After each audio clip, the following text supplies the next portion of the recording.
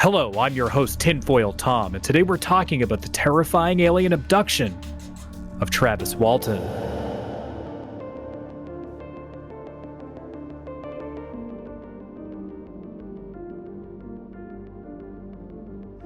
UFO abduction stories are woven into the very fabric of the conspiracy quilt. And if your Nana made one for you when you were a kid, like me, you had Travis Walton's face front and center on your blankie.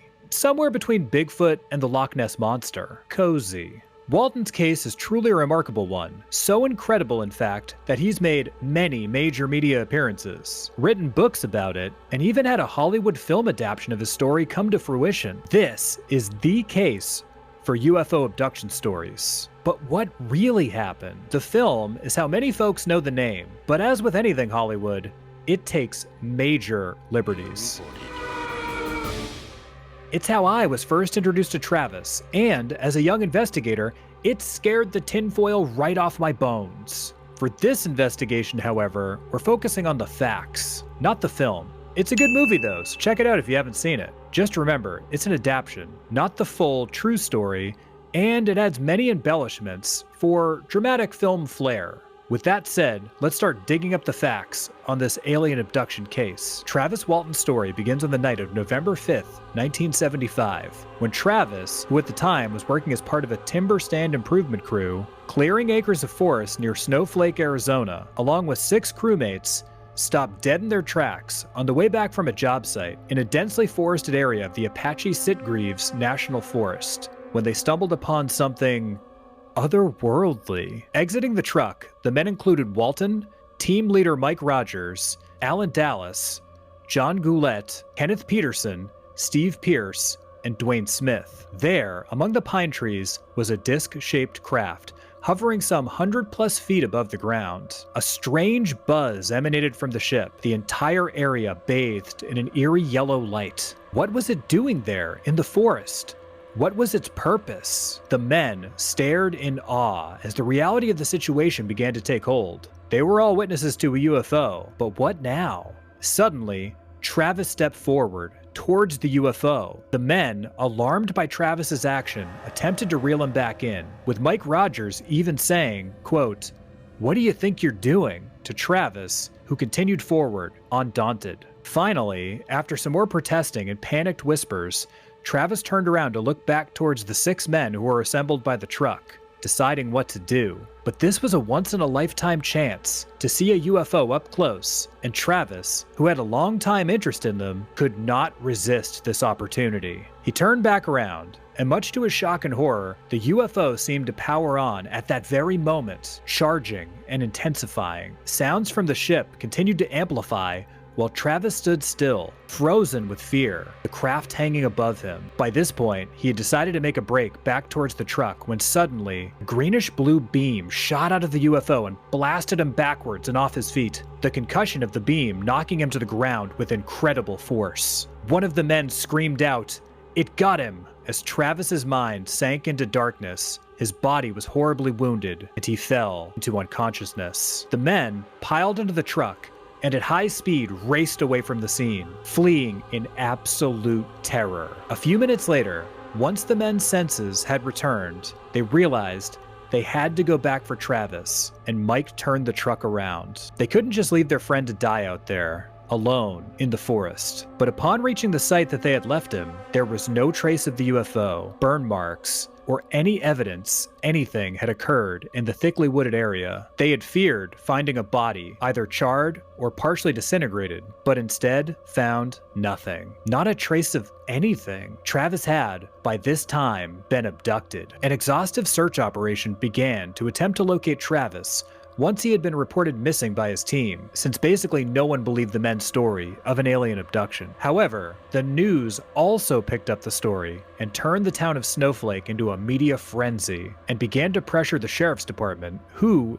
in turn, focused its attention on the 6 men who had last seen Travis Walton. The sheriff was operating under the belief that the team had murdered Travis and made up the UFO story to get away with it. The men were subjected to a polygraph test, and remarkably, 5 out of the 6 men passed the test, with the final test reading as inconclusive, when Alan Dallas refused to answer questions mid-polygraph and stormed off. To put this into perspective, according to Psychology Today, a polygraph lie detector test is 87% accurate. The odds of basically all of the team being able to say fake out or beat the lie detector test is almost impossible, at least statistically improbable. It would seem they were telling the truth. Walton had been abducted. Meanwhile, on board the UFO, at some point, Travis Walton woke up, his vision still in a blur and mind in a daze. Where was he? The hospital? Confused, he realized that his shirt was all bunched up, and over his exposed abdomen was a strange metallic device. What was it? What were the doctors doing to him, he must have thought. His vision cleared, and he finally saw where he was. An examination room aboard the UFO. Around him, in the hospital-like room, were small, strange, humanoid-type creatures wearing orange overall-type jumpsuits. Travis began to panic. He had this to say in an interview with the Huffington Post. Quote, "When I was first able to focus my eyes good enough, I was still on the table. And as soon as I saw this face, and I knew it wasn't human, I tried to hit it away from me. They were much smaller than me, and I think that's the reason they gave up. Once they found out they couldn't control me, they split. I was absolutely terrified." End quote. Travis fought back the creatures, swinging a glass-like tube he found next to him wildly. As they attempted to calm him down, he scared them off and eventually made his way out of the room, stumbling his way into a dimly lit corridor and into another room on the ship. He had to find a way off, but how? Then, almost miraculously, as he desperately searched for some means of escape, he ran into a human. A tall, muscular man in a blue spacesuit had appeared, and, relieved, Travis babbled questions in the man's direction, who stood silently. Eventually, he gestured for Travis to follow him and led him to a giant open area, which was filled with what he describes as a sort of brilliant light. All the pain he had felt prior seemed to melt away, and, as Travis describes it, the room reminded him of springtime in the outdoors. It was full of warm, fresh air and light like that of a beautiful afternoon. The suffocating atmosphere of the ship was non-existent in this place, whatever it was. After spending some more time here, the tall man escorted Travis through the ship into another examination room where two more people, clad in the same blue uniform, were waiting for him. This time, it was both a man and a woman. Travis describes them both as similar to the first man, tall and well-muscled with flawless skin and features. So, space models? The now trio of blue uniformed humans gently moved Travis to and onto an exam table and laid him down on it, with the woman of the group producing what appeared to be something like an oxygen mask, and gently placed it over Travis's face. As he breathed in, the lights began to grow dim until he fell into unconsciousness. The next thing Travis Walton remembers is waking up on the side of the highway, the alien craft quietly hovering above him, and then back into the darkness of space, dead silent the entire time, and moving towards the sky at incredible speeds. Walton desperately ran down the highway looking for help until he found a phone booth at a gas station and frantically called his brother-in-law, Grant, who answered the phone just after midnight. Walton pleaded with him to pick him up, telling him he was in Heber, some 30 miles from where he had last been seen.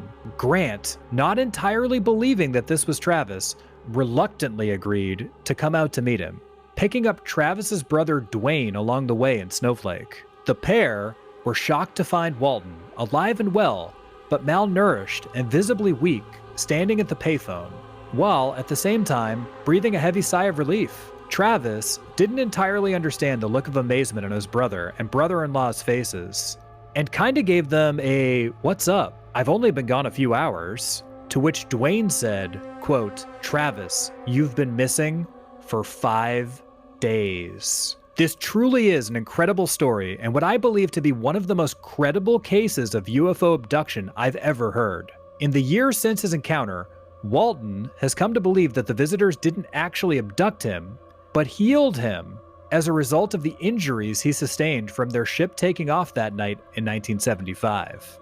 Once they realized he had been beneath them on takeoff, they had picked him up and treated his injuries, returning him some 5 days later near the initial abduction site. Walton and his entire crew have since taken numerous polygraph tests and passed them, lending a lot of credibility to this story. As a matter of fact, at the time of the incident, the president of the Polygraph Association went on record as saying the odds of them all passing these lie detectors tests, not once, but multiple times, is 1,000,000 to 1 chance. It's almost impossible. Travis himself took 2 lie detector tests administered by the state police not long after and passed them both. Not only that, but the account has been remarkably consistent for over 40 years between all of the men. Also, in addition to all of this, reports of increased tree growth in the area lead this investigator to believe that something affected the forest that night in 1975. Whatever the case may be, fact or fiction, I leave that up to you, the viewer, and I ask you the question, what do you believe?